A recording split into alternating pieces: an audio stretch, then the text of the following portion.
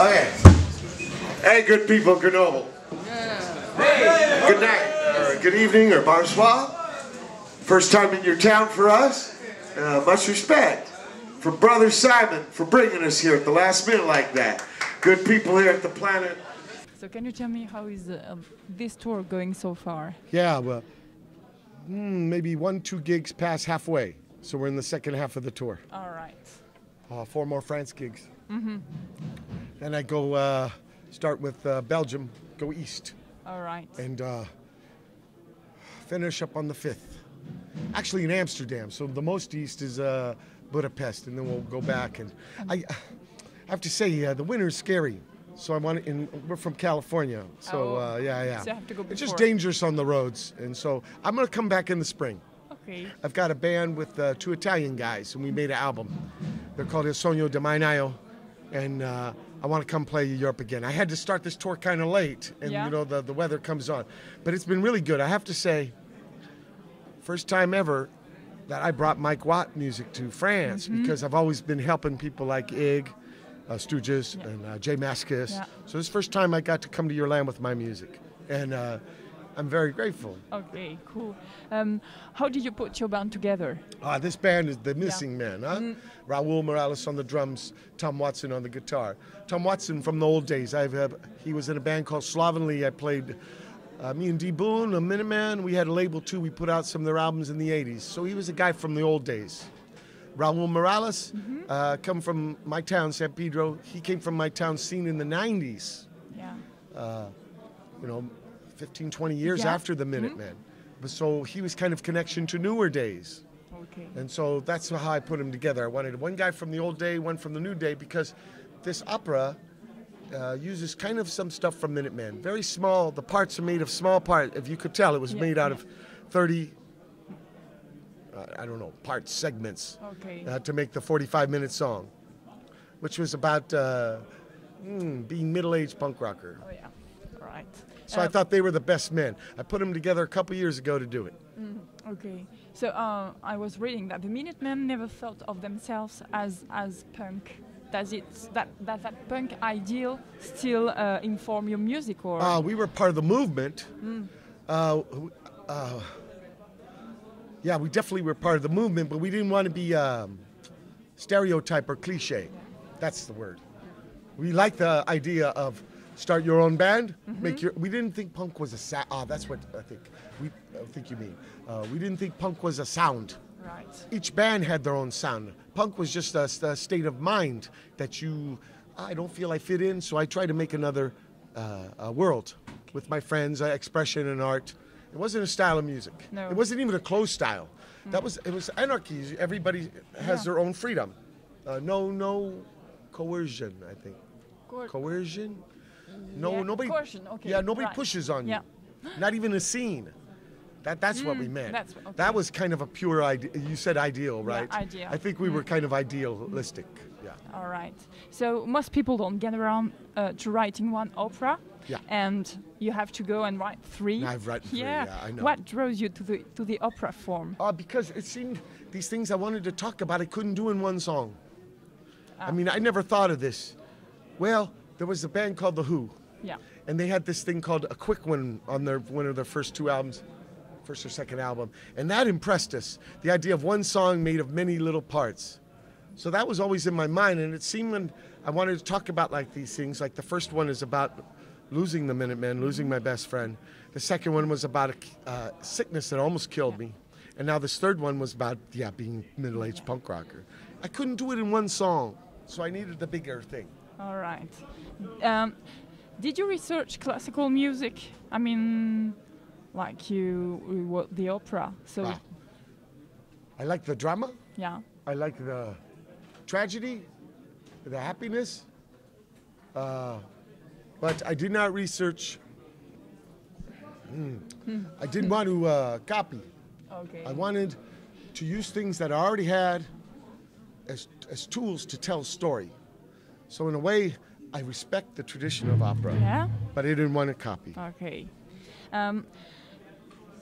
What inspired Hyphenated Men?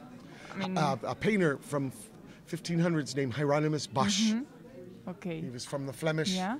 and made these crazy creatures made out of different parts. That really was interesting to me because it seems middle age is like this where for us men, Yeah. we lose our man part in a way slowly because, age. But we're part of other things where some people are family man, some are bass man, some are, punk man, some man. are a friend man, some are kind of crazy man. We're all these different parts. And I thought, because in the U.S., maybe not so much here in France, but in the U.S. it's supposedly a crisis, Oh. a huge problem when you reach the middle age.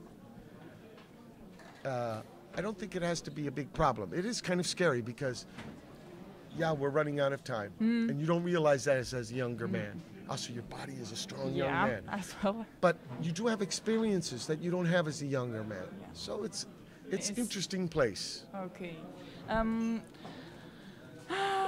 How do you reconcile the art and business end of your career? I mean, I'm very econo. Yeah.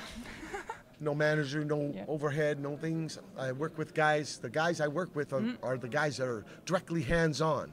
I don't have, I don't know how to say in French, not necessary. Okay. We say we have a philosophy, econo, Okay, I mean alright. economic. Everything is so, because our scene was very small when we started and Yeah. no monies. Well, just because time goes on, why do I have to leave that philosophy? Yeah. So that's how I keep going. And of course, I've made my living now at it for 30-something years. Yes. Okay, but payment isn't always in the coin. Yeah. Yeah, payment is in different things. Okay. And I'm not really into collecting. If I need to do an interview, I will get this machine. But I won't get an object just to have it. All right. Yeah, I only get what I need, what I use. So Okay, that's how I that's how- I reconcile the Yeah. business. Pragmatic, very much. It's not, I just love music, and everything I do, try to go for the music and help me push crazy ideas like opera or my bass or something like this. I Alright, don't get so new music. basses. I've used the same one for a The long, long time. Really? Okay. Why not? Yeah. If it works. If it works. Yeah, we have a saying in the U.S. If it works, don't fix it. That's cool. That's right. In a sense. So that's my Yeah, sense of yeah. business. I'm not saying pretend it doesn't exist, but remember this, they say do it yourself in a way. Of course, I can't, I'm a bass man, so I need my man to play with. But Yeah. I don't need all that extra. Only just necessary. my- Yeah. All right.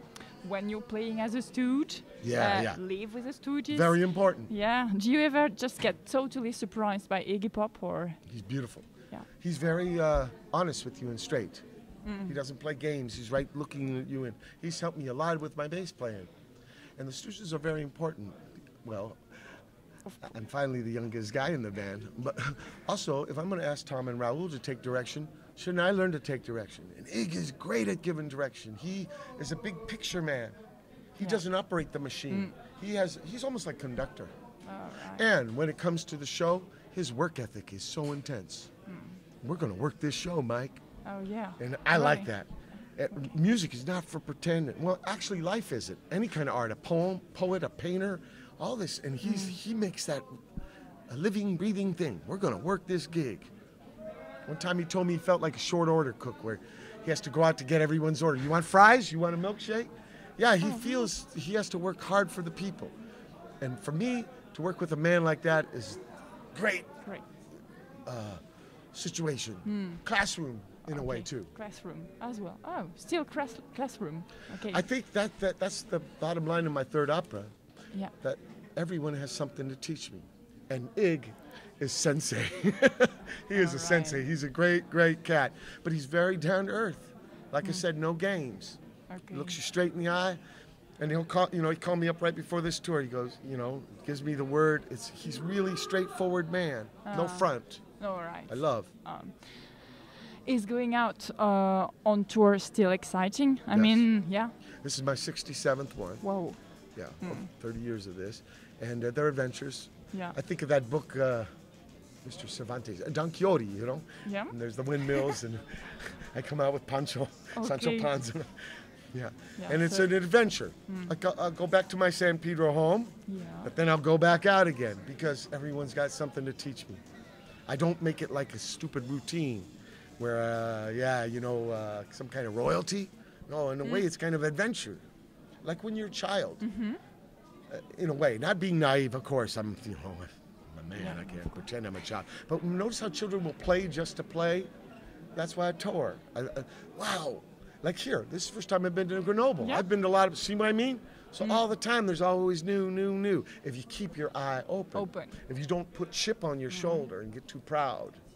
This is my secret to making it very interesting and exciting. Yeah, cool. And, well, how do you deal with your status as a living legend? If I can say that. Well, no. I think right. everybody's got some. That's right. Yeah, but you can't think that way. You can't think that way because then you get all self-important and stuff. So what I try to do is like, I have people tell me that. And, well, then I got to work harder. That's what I do about it. I try to work hard. Okay. What's next? Do you have any other challenges? Well, I told you those Italian guys in the spring. You told me already. Right. And also got, I go to Tokyo right after this. I make an album in Japan the day after this tour ends. Yeah. And I play a festival there. Yeah. Okay. With the husband and wife, drummer and guitarists that are amazing. You know, in 3 days I'll make an album with them. Oh. And right. yeah, they're 3 days amazing album. musicians. I know, but you know what? If the fire's there, if the spirit's there, you can do it. Oh, that's cool. Thank you very much. Thank you. Very welcome. Thank you.